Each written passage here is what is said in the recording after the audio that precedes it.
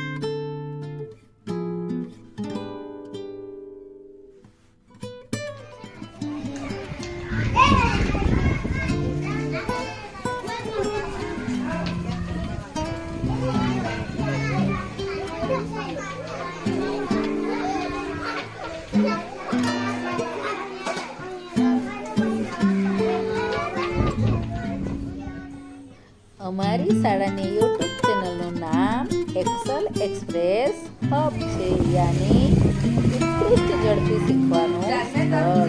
ચેનલને જરૂરથી સબસ્ક્રાઇબ કરજો. ધન્યવાદ.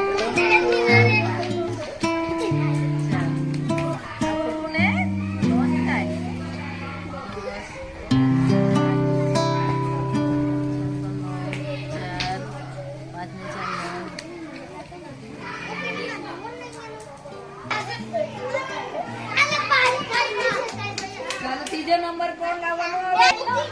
ત્રીજો નંબર Bingo!